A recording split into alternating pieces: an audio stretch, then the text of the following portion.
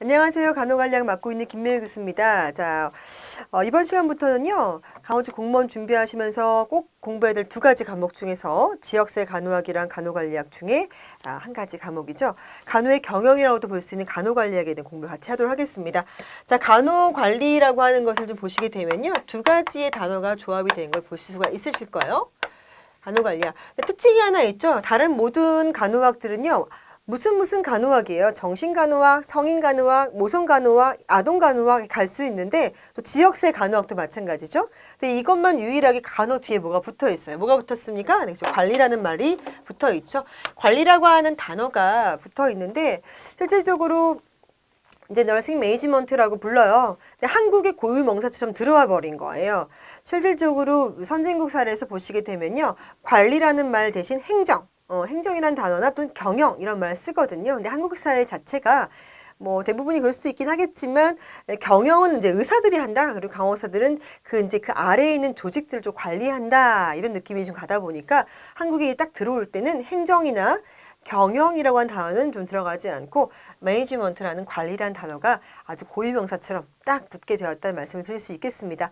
그럼 이제 간호를 얼마큼 더 잘 활용할 수 있을까? 내가 열심히 배웠던 성인, 모성, 아동들을 최대한 활용하려면 사실 관리를 잘 해야 되는 거거든요. 그래서 특히 여러분들은 보건소에 들어가서 관리자로 살아가실 부분이기 때문에 약간 이제 공부해야지, 내가 이 시험 다 맞춰야지 이런 느낌으로 이걸 듣다 보면 좀 지루할 수 있잖아요. 제가 재미있게 강의한다 하더라도.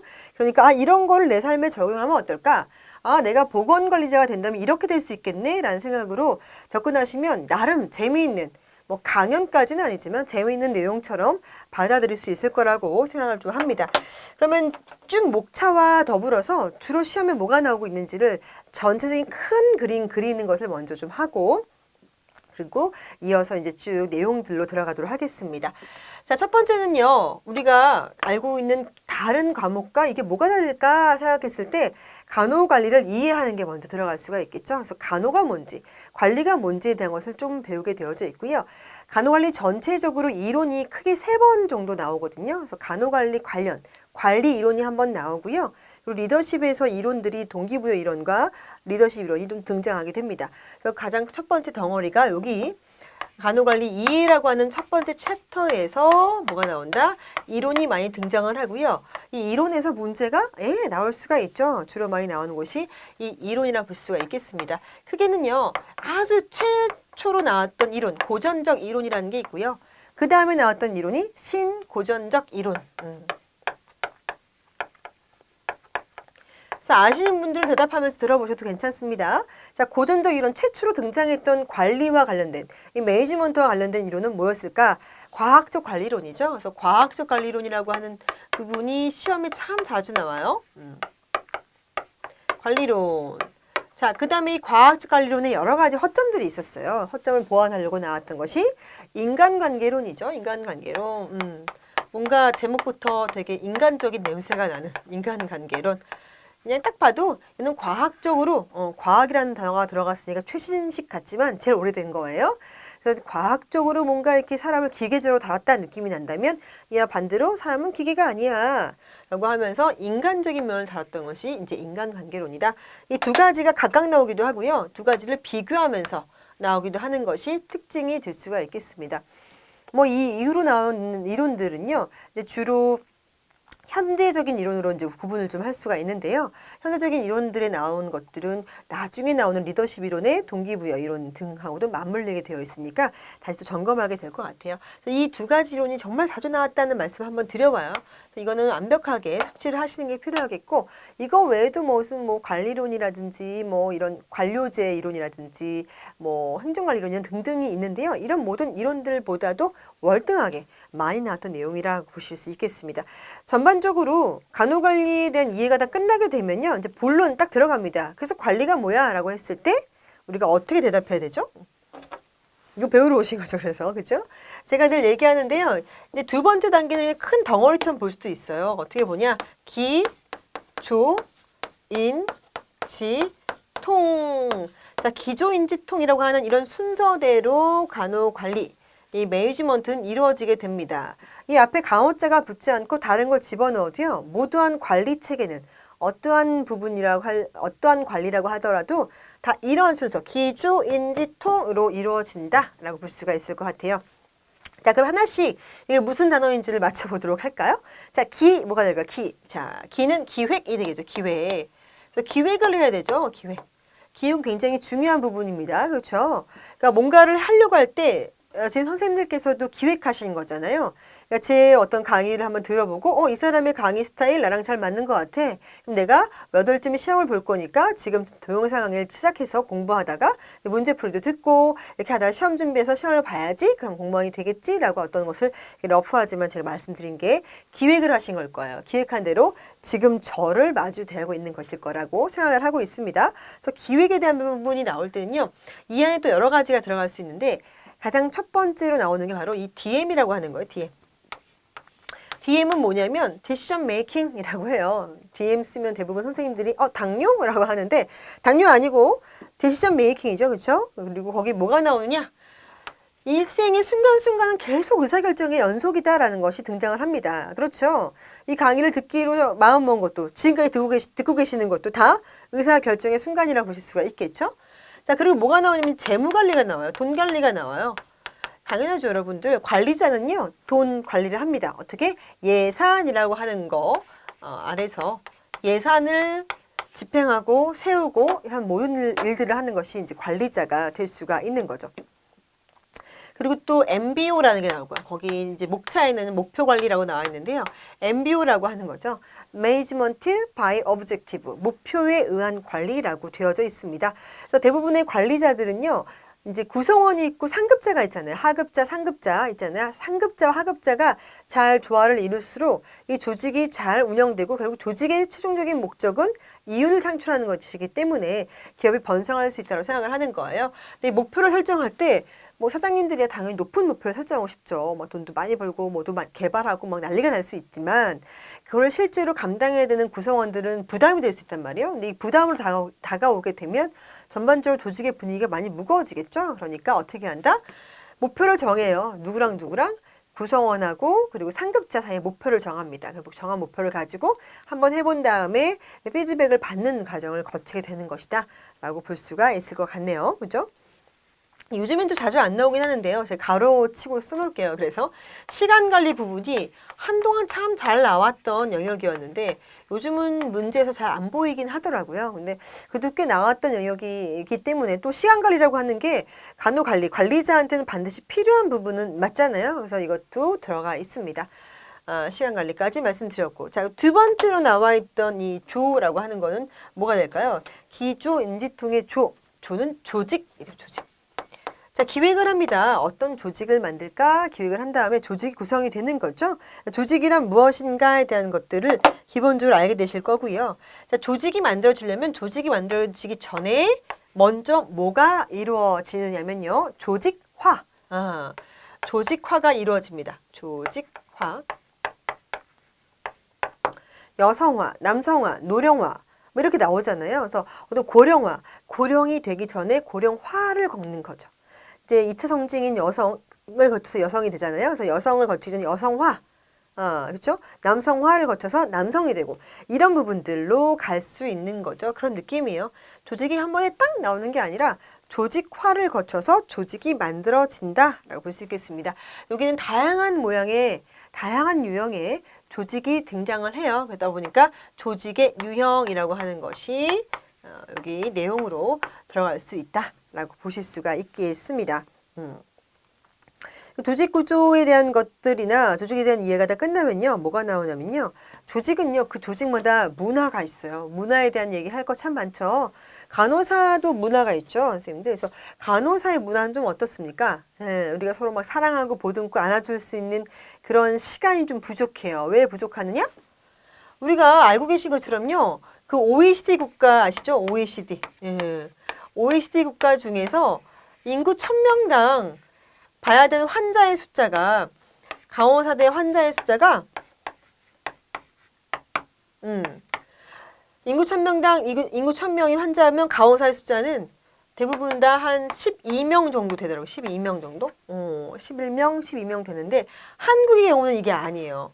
OECD 국가 평균은 12명인데요. 한국의 경우는 인구 1000명당 간호사가 한 5.2명 붙어요. 한마디로 2배가 안 되는 절반 이하의 인력이 같이 일을 하고 있기 때문에 조직 문화 자체가 굉장히 타이트합니다. 그리고 지금 아픈 환자를 돌보면서 더 아파하고 있는 간호사 눈물을 닦아줄 시간이 없는 거예요. 다 느끼셨죠? 그런 거. 느끼고 아마 공무원을 선택해야겠다라고 맘먹은 분도 있을 수 있을 겁니다. 그만큼 여러분들 그 조직 문화는 굉장히 중요한 부분이거든요. 이러한 그 사회적인 현상, 그리고 또 이러한 어떤 기준점 때문에 우리가 5.2명이에요. 5.2명. 우리 간호사들이 한국에서 근무할 때 많은 어려움이 있어요. 그래서 그런 것들이 일종의 간호는 막 군대 같다, 태움 문화가 있다, 이런 말도 있죠. 조직 문화라는 게 형성되면서 그 직종에 대한 이미지 전반적인 것이 딱 만들어지기도 한다라고 말씀드릴 수 있겠습니다. 조직 문화라고 하는 거니 안 바뀌느냐? 바뀔 수 있어요. 그죠? 변경이 가능합니다. 근데 문화라는 게 한순간에 싹 바뀌냐고요? 그렇진 않죠. 그래서 조직 문화는 한순간에 바뀌지는 않는 부분이 있다라고 말씀드려요. 그래도 변화는 가능하다는 말씀 드릴 수가 있겠고요. 자, 위쪽에서 제가 MBO 되게 중요하다고 설명을 드렸는데 MBO라고 하는 게 좀 특이하고 시험에 거의 매년 나와요. 매년. 이 내용은 아주 전반적으로 다 알고 계시는 게 필요하거든요. 그래서 매년 나오는 MBO가 조직에 있다고 한다면 이제 조직 맨 끝부분에 이제 마케팅이 들어가 있을 거예요. 그래서 이 마케팅이라고 하는 거는 무조건 한 문제는 나온다. 한 문제는 등장하는 것이 이것이다. MBO 한 문제, 마케팅 한 문제. 벌써 20문제 중에서 2문제는 우리가 알고 가는 겁니다. 그렇죠? 그리고 이론에서 문제 나올 수 있어요. 3문제 들고 들어가는 거죠. 이렇게 문제가 어디서 나오는지 기출 문제를 한 10년 이상 제가 분석하다 보니까요. 이제 보이기 시작했어요. 그래서 굉장히 잘 적중하고 있습니다. 그래서 믿고 저만 전적으로 믿으시면 됩니다. 따라오시면 될 것 같아요. 자, 그래서 조직화, 또 조직 유형, 조직 문화, 변화에 대한 것과 마케팅, 간호 서비스 마케팅에 대한 것까지 좀 보실 수가 있겠습니다. 이 마케팅은 사실 별도일 수도 있는데 어디에 붙여놓나 하더라도 이제 다 되는 내용이긴 해요. 근데 간호 서비스 마케팅은 무조건 한 문제는 나온다라는 거 잊지 않았으면 좋겠네요. 자, 그 다음에 나오는 거는 뭡니까? 사실은 2가지 글자로 이걸 좀 우리가 정의 내릴 수 있을 것 같은데요. 일단은 인적 자원 관리, 이름이 좀 길어지죠. 인적 자원을 뭐 한다? 인적 자원 관리. 인적 자원 관리라고 부르기도 하는데 원래 명칭은 뭐였어요? 인사죠, 인사. 인사 관리. 요즘도 인적 자원 관리부라고 보기보다 인사과예요, 뭐 인사부예요 이렇게 얘기하기도 하잖아요. 그래서 라고 불렀던 게 기조인의 인이 될 수 있겠습니다.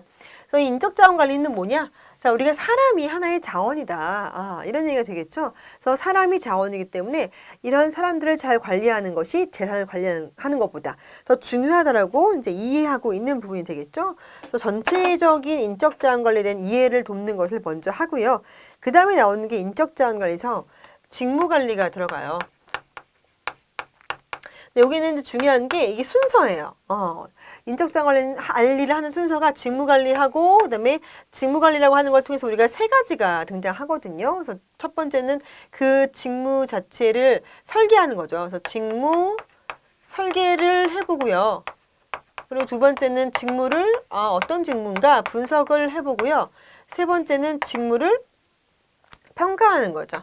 이런 단계들을 거치는 것을 우리가 직무 관리라고 부른다. 라고 볼 수 있겠습니다. 3가지가 되어져 있고요. 직무 관리가 다 이루어지게 되면 이러한 직무가 필요하구나라고 설계를 하고 그 직무에 대한 내적인 요인들을 다 분석을 해요. 그리고 직무를 평가는 이렇게 해야겠다는 것이 다 정해지게 되면요. 그 다음 뭐가 되겠습니까? 몇 명이 필요하겠네. 이게 나오겠죠. 그죠? 몇 명이 필요하겠네. 그래서 확보 관리. 몇 명이 필요하다고 하는 확보 관리 부분이 들어가게 된다라고 볼 수가 있겠습니다. 자, 확보를 하게 되면요. 확보만 하면 안 되죠. 확보한 다음에 뭘 해야 돼요? 잘 붙어 있어야 될 거 아니에요. 그렇죠? 그래서 잘 붙어 있기 전에 이 사람들을 일단 개발시켜야 돼요. 그리고 매년, 만년 신규일 수는 없으니까 개발 관리가 들어가고 마지막에 개발한 사람들을 어떻게 유지할 것이냐? 유지 관리가 들어가게 됩니다. 근데 유지 관리라고 하는 부분에 있어서는요. 여기 안에 뭐가 들어가냐면 보상이라는 게 딱 들어가요. 그래서 보상은 어떤 책에는 직무 확보, 개발, 보상, 유지 관리 쓰기도 하고 또 어떤 책은 직무관리, 확보관리, 개발, 유지관리 아래에 보상을 쓰기도 하고 그래서 이 보상이라고 하는 거는 여기 들어가기도 하고 유지관리 아래 들어가기도 한다. 어디에 들어가느냐 이런 문제는 한 번도 나온 적이 없어요. 그냥 유지관리 그 자체로 보실 수 있고 보상관리 자체로 보시면 되고요. 간혹 가다가 이 순서가 나올 수가 있으니까 인적자원 관리를 하는 순서 어떻게 됩니까? 라고 묻게 되면 선생님들께서 이런 순서대로 체크할 수 있으셔야 된다라고 볼 수 있겠습니다. 그리고 확보하고 개발하는 관리 그 중간쯤에 뭐가 들어가냐면 간호 서비스를 어떻게 전달할 것인가에 대한 부분이죠. 그래서 간호 서비스 전달 체계라고 하는 것이 들어갈 수가 있겠다. 그래서 여러분 흔히 아시는 여기서도 문제 하나씩 꼭 나오거든요. 팀널싱이냐, 모듈 간호냐, 아니면은 뭐 펑셔널이냐, 뭐 총체적인 간호냐, 뭐 그 이런 1차 간호냐 이런 것들이 나올 수 있는 게 바로 요 단계 때 등장하게 되는 거예요. 제가 늘 첫 번째 시간에 전체적인 큰 그림을 그려준 이유가 있죠. 문제를 풀거나 또 푼 문제가 틀렸어. 근데 어디서 이 문제를 다시 점검해야 될지 모를 때 검토할 때 어딜 봐야 될지 모르면 이제 그거 공부 안 하신 거예요. 그 상태로 시험 들어가시면 좋은 점수 나기 힘든 상태가 될 수 있습니다. 내가 틀린 문제가 발생했을 때 이거 직무관리에 관한 내용이네. 그러면 인적자원관리 챕터를 찾아봐야겠다. 바로 넘길 수 있으셔야 되는 거예요. 그런 의미로 쭉 이런 내용들을 간단하고 설명을 드리는 것이다. 라고 한 번 더 이제 말씀을 드려요. 자, 그래서 이렇게 직무확보, 개발, 유지관리다 끝난 다음에 뭐가 있을까요? 바로 그다음 지통 남았네. 지통. 지통이는요. 둘이 같이 다녀요. 늘. 지휘가 있어야 반드시 통제가 따라올 수 있다는 겁니다. 통제만 따로 갈 수는 없다라고 볼 수 있어요. 그래서 지휘라는 것이 있죠. 지휘. 예. 지휘라고 하는 건 여기 따로 좀 쓸게요. 자, 지휘라고 하는 건요. 이 안에 두 가지의 또 커다란 내용들이 들어갈 수 있다고 보시면 될 것 같아요. 나머지는 조금 이제 자질구레, 잔챙이들 같아요. 근데 이 커다란 두 가지의 양대산맥 같은 거 이건 꼭 기억하셔야 됩니다. 이게 뭐냐면 하나는 리더십에 대한 거고요. 리더십. 이게 지금 이론이 나올 거예요. 리더십 이론이 나오고 그다음 또 하나는 동기부여 이론에 대한 겁니다.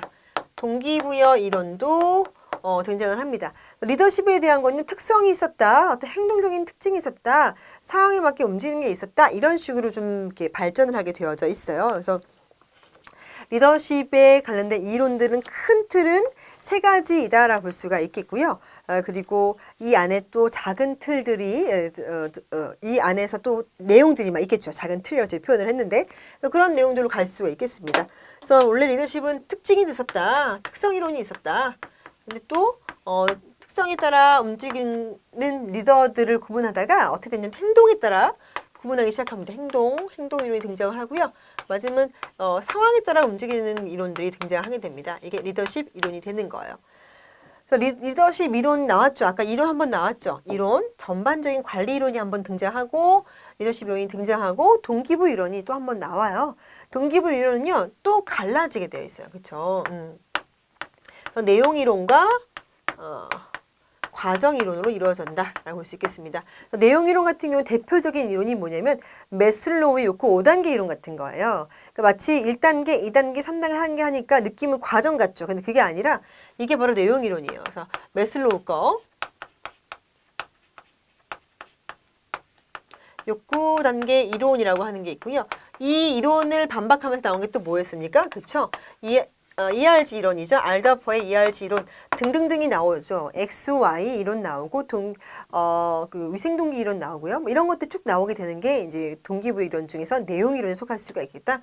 이런 질문 나온 적 있거든요. 다음 중 동기부여 이론에서의 내용 이론에 속하지 않는 것은 무엇입니까? 이런 거를 묻기도 하거든요. 그래서 그 부분 때문에 구분해서 우리 공부하는 시간을 갖게 될 거예요. 그래서 여러분들은 이런 내용이 나오나 보다 하고 지금 알고만 가시고요. 그냥 하나씩 강의 들으시면서 따라오시면 돼요. 오히려 제 생각에 좀 신기한 게 제 느낌에는 지역사회가 워낙 방대하고 외울 것도 많아가지고 이 시험이 더 어렵겠다 생각하실 것 같은데요. 선생님들 중에 또 어떤 분들은요. 간호관리학은 내용이 지역보다는 적지만 외울 것도 많지 않지만 이 항목은요, 비판적 사고를 그렇게 강조를 해요. 그래서 사례라든지 사례 문제가 좀 많이 나오기도 하고 이런 상황에서 어떤 것이 답이 되겠는가 하는 한 번, 두 번 꼬아준 문제들이 나오는 게 좀 간호관리학의 얘기예요. 그래서 지역사회는 좀 달달달달 외운 식으로 문제를 푸는데 큰 어려움이 없는데 간호관리는 이제 비판적 사고를 하지 않았던 분들은 굉장히 뭐랄까요? 요즘 말로 멘붕에 빠질 수 있다라는 얘기를 할 수가 있겠습니다. 그래서 방법은 뭐예요? 열심히 공부하고 문제 많이 풀어보면서 논란 가슴을 자꾸 진정시키는 작업이 필요하다라고 볼 수 있겠죠. 가장 이론 같은 경우는요. 아담스의 공정성 이론 들어보셨어요, 여러분? 공정성 이론, 늘 두 사람이 등장을 하죠. A랑 B가 있는데 A가 돈 많이 받아, B보다. 그러면 B는 기분 나쁘고 얘는 죄의식에 빠진다는 소리고요. 반대로 해주면 또 얘가 또 이 사람 죄의식에 빠지고 조금밖에 못 받은 A는 굉장히 불만을 느낄 수 있다는 거죠. 둘이 A와 B를 동등하게 관리하지 않으면 이 사람들은 굉장히 불만 요소가 세질 수 있다라고 얘기하는 것이 이 동기부여 이론의 과정 이론이 될 수가 있겠습니다. 공정성 이론이 아담스의 공정성 이론하고요. 부름의 기대 이론. 이런 것들이 되게 잘 나오고요. 주로 시험에 나왔던 내용들이다라고 볼 수가 있을 것 같아요. 특히 이게 조금 더 동기부여 이론이 좀 더 시험에 많이 나오고 있는 추세를 보이고 있다 정도까지 말씀드릴 수 있을 것 같아요. 그 외의 건 하나도 안 중요하냐? 그건 아니고요.